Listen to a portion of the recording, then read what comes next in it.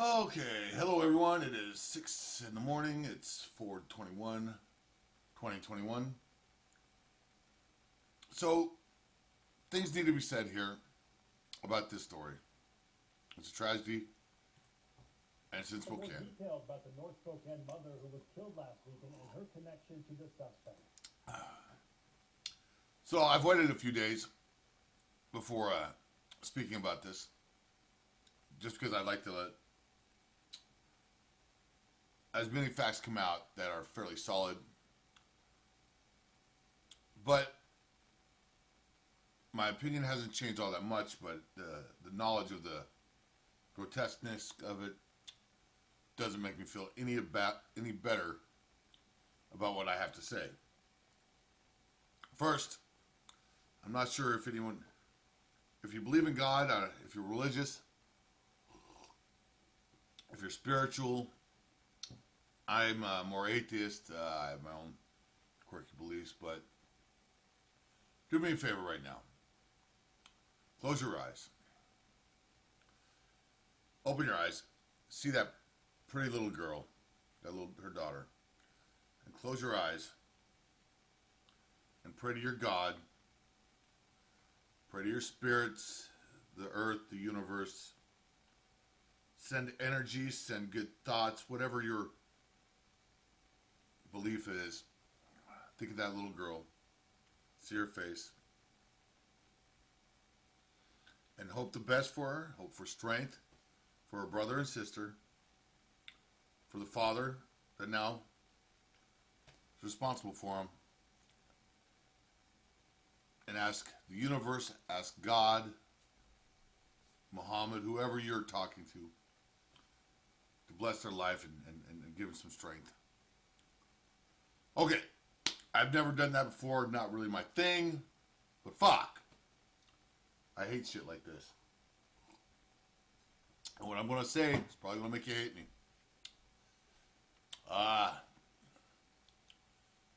So watching this video, if you watch this interview on Crim 2 or whatever it is. Alright, so we have a douchebag problem. We have a dirtbag, low-life problem in the male community in Spokane. And it's very pronounced, and it has a lot to do with drug addiction, and you're going to think this is crazy, and cops and snitching. I've been saying it for a while. I had a conversation with a good friend of mine, a family member who is in that industry of cops and robbers, or has been, or whatever. And we went rounds because I think snitching, I think encouraging criminals to snitch on other criminals is bad. Why? Well, let's not get into that. The short version, which I'm not good at, is you take a young adult who hasn't been taught any fundamentally good principles, and now he's involved in drug dealing and criminal activity, and he gets caught by the police, and the police are going to give him the same story they always give, because I've heard it. I've never bought into it. Look, you're just a small fish in a big pond. We know we know you're not a bad person. We know you're just trying to sell drugs to suffice your own. They teach these kids what to say in their mind.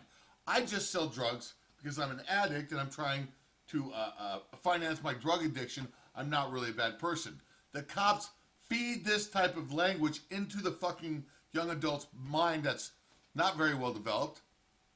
And so after they snitch on their buddies because a cop talked them into it, they now go gallivanting around thinking to themselves, well, I'm not really a bad person. I'm just an addict trying to cover my addiction. And that's bad. That's not a good way to think. Because now everything is at the excuse of his addiction. And so his behavior has an excuse to go off the fucking handle. All right. My friend, my family member, doesn't believe that is making it worse. He doesn't buy into it. He thinks encouraging people to tell on other people, nothing wrong with that. If you're doing something wrong, then you should, then, you know, whatever. So we disagree. I don't know. So he disagrees with, he thinks there's nothing wrong with trying to get criminals to tell on other criminals. It helps the justice system. No, it doesn't. Fundamentally, it makes it worse. Because teaching somebody not to be accountable for their own actions by doing their time, look, tell on your buddy, but don't take a plea deal. Do your own time then. You know, like, stop offering these fucking young developing kids a way out by telling on people, because it makes them unaccountable for their actions for the rest of their fucking life. George Floyd, hello. Okay, all right. So, I'm someone who places blame in a lot of different areas. I blame the cops, I blame the parents of the crooks, and I blame the crooks. All right? All right. We have a serious problem with male drug addict douchebags in this town. But you know why we have a problem with them? Because we got a really serious problem with female douchebag, fucking dirtbag women addicts in this town. And we've got a lot of women out there whose fucking pickers are broke, whose morality and principles are fucked up, and they're allowing these males to have status. Why is she letting this motherfucker live in her house for a year when she's got 3 fucking kids? She's got 3 fucking kids, and she allows some douchebag that I'm not so impressed with her mother, totally didn't like. Where's the deceased woman's father? Was he around? Why did the father of these children only take his kids and not this kid?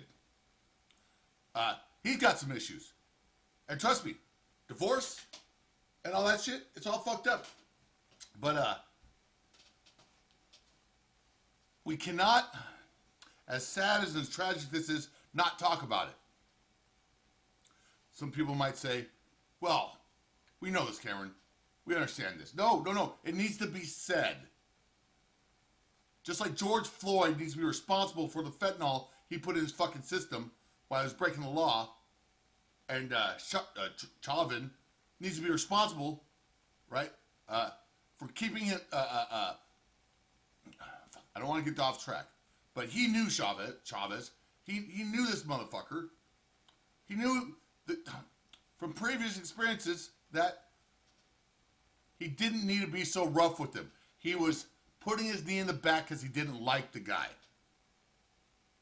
Right? It was personal. We can see that when we watch the video.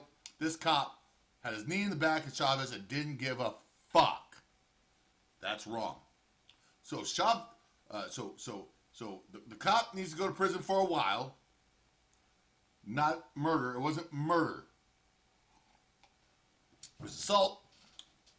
He should be fired. He should never be a cop again. He should probably do 3 to 7 years. But not guilty of fucking murder. Because Chavez was responsible for breaking the law, putting on a fucking show, trying to hide evidence, and chose to swallow it. We need everybody to be accountable for the choices they make in this fucking world. And when they turn out tragically, even if they look like the victim, we still have to hold victims accountable to the degree that's based in principle. This young lady who was a victim of a violent piece of shit bears some responsibility. She has 3 kids, and this guy's been with her for a fucking year, and her other 2 kids say they fought all the time. It was violent. Her fucking mother is calling people saying, look, my daughter, obviously her mother has no control over her daughter. Obviously the mother was too lenient, was not strict enough, and whatever. Probably not the greatest mother, but she cared, she loved. I'm not denying that she didn't love her kid. She was telling people, this guy's going to kill my daughter. So you know she was saying that to her daughter, and her daughter didn't give a fuck. For a year. It's a long time to put up with the psycho. And psychos are psychos. But it's people who are brought up in the appropriate way with a dad and a mom tend to not like psychos. Women who grow up without a father tend to take any hard prick stud of a man, regardless of their mentality, into bed. These numbers are statistical proof of science we already know that the left doesn't talk about because it's mean. I don't know. I'm guessing that this young lady grew up without a strong male father figure in her life. All right? And stepdads generally don't do it. Biological dads have an attachment to their daughters and their children that are far stronger than any stepdad, even if he's a great stepdad. It's just not quite the same. Especially if that stepdad has kids of his own. It's wired into us. It's not even like, okay, whatever. So we need to talk about this. The African American community. Again, Glenn Lowry, John McWhorter, they're two guys I love listening to. They're two African American dudes. They're talking about the black life. It's not race, okay? But they talk about how the African American community in America, these children are underdeveloped. Their parents aren't holding them to a certain level of principles and discipline and things of this nature. And it's fucking up the black community. I agree. But because it's not about race, it's about humans, I can apply that same theory to these women who grow up without dads, these men who grow up without dads turn into fucking prick asshole, disrespecting motherfuckers towards women, drug addicts, blah, blah, blah. It's not the cops. It's not the laws. It's the family unit that's been destroyed. It's the family, like, growing up, I had 5 different dads, whatever. Not the perfect situation, but I also had an uncle. I also knew my 3 cousins very well. My sister, my 3 cousins, and then I had 4 stepbrothers. As dysfunctional as our family was, I felt pretty close to my stepbrothers, but that's usually because their hand was on the back of my head while they were putting my face in the dirt. It's hard not to feel close to someone when they do that. My brother Cleveland, he used to love jumping up in the air and whack, putting his butt right in my head and knocking me over like Charlie Brown because I had a big head. That's called, that's brotherly love. Huh, all right. Whether you're a stepbrother or not. Okay, anyways.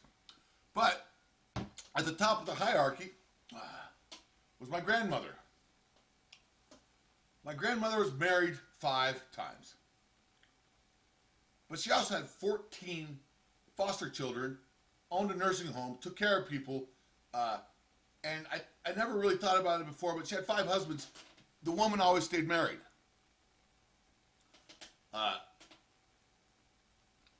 I think because it spoke to the family tree. You have to have a husband. You have to have a dad. Without it, things don't work as well. And she's by no means a Bible thumper. I mean, she believed in God and whatnot, and she was a little bit racist, but she was from Missouri. But there was a structure to it. When my grandmother died, my mother and my uncle did a fair job while they were still capable of keeping some, family cohesion, holidays, things of this nature. But then, as brothers and sisters do, and money, things went kind of south. My uncle ran into the worst bad luck at the most unopportune time, and it was pretty bad. And he ended up having a stroke, stress because of it, and so did his wife, and it just all. So my uncle was no longer the strong male figure, and my mother, well, my mother. The family started kind of the original family. Now, my cousins, they've got a strong family. Sisters, the three sisters, they're awesome. And their cohesion is different because they all got married and more traditional. Great, Well, me and my sister, the black sheep of the family over here, and Barb, and maybe, loosely fit, started, but I still love them. They're still family, but as families do, to some degree. Okay, so when my grandmother died, okay, whatever. Okay, I'm trying to talk about the family tree, family values, and how that's important, cohesion of community and things of that nature. It's important. I'm getting back with my cousins now that I'm not on drugs because I love them. I love my cousins. They're fucking my cousins. They're family, And now that I'm clean and sober, that's available to me, and they made that clear, and that's awesome and good for me, right? Okay, so what needs to be said though is why is this woman? Why is it okay for her to allow this man when she has 3 children into her life? I don't know the husband's situation. Maybe he's a prick, or maybe she's a cunt and drove him away, and she was such a loose woman that I can understand not wanting to pay for somebody else's. He's already got 2 kids with this gal. Apparently he took care of them. I don't know why he just dropped them off though. But some men are good men but are weak, right? Some men are good men but get bitter and resentful and turn into kind of bad guys. I'm not saying the guy's a bad guy, a good guy, and I'm pretty sure if I was in this situation, I probably just would have shot her. But hey, I'm a little more forceful than most. No, children are serious, and parents are human, and parents sometimes use the children to get back at each other no matter how good of people they are. It's fucked up, and it's a reality.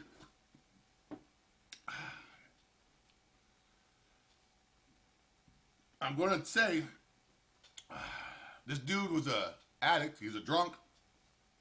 When they say intoxicated, in what way? That could cover a lot of different bases nowadays. Drunks used to beat their wives. Wives used to get drunk and force men to beat them. I don't know. It's fucking true. Shut up. It's true.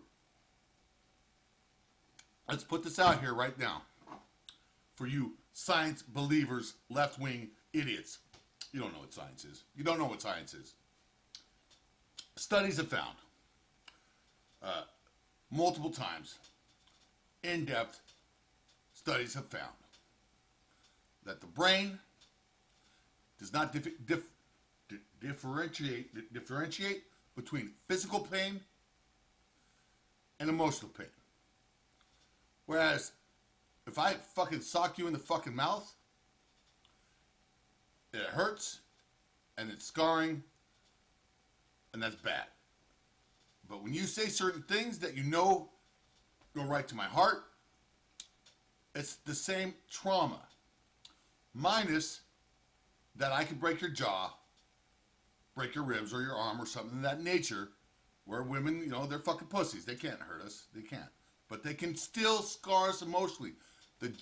So when a woman says something, this is the point I'm trying to make, with the goal of hurting her partner, who's a man or a woman, there's no difference between that and me slapping that bitch when she says something. As long as I don't break her fucking mouth, right? If I just slap that bitch for saying something stupid and I don't cause any real amount of physical damage, there's no difference between me doing that and her saying something horrifically hurtful.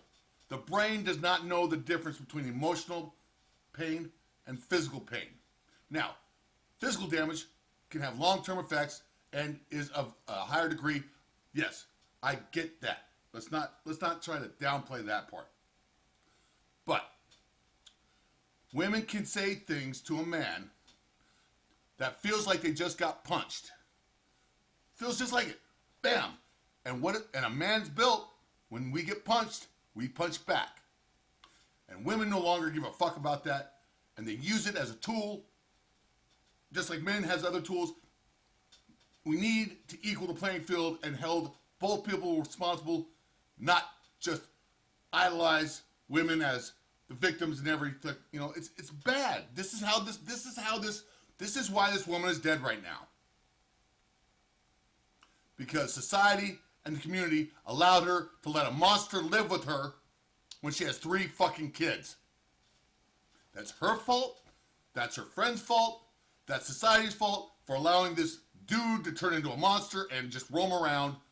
You know, monsters are out there. We shouldn't let monsters roam around feeding and predatorizing on single moms and things of that nature. That's not good, but single moms should not be opening their house up to monsters when they have 3 kids. This needs to be said, and it's a fucking tragedy. And fuck, I'm looking at the little baby's fuck. It needs to be said. We can't just hang the monster while other girls are just opening their doors and kicking out. When you fucking divorce, when you're kicking out these men, making them pay for children they don't get to see, taking their license, not because they're not seeing their kids, but over money, and things of this nature. This needs to end. This needs to stop. This whole, if you're not nice to me, I divorce you, but we've got 2 kids, fuck you. Suck that dick, grow up, work with your husband, have him work with you. Life's not perfect. Close those fucking legs. And this shit will stop happening. Don't just think of yourself and your womanhood and your feminism. Think about society and your kids' future and how it affects your community and your society. Stop being a selfish cunt. It needs to be said. That being said, resist COVID thinking. Don't defund the police. Reform the police. And I can't remember the last one. Oh, cancel culture. That's the last one. Have a good day, everyone.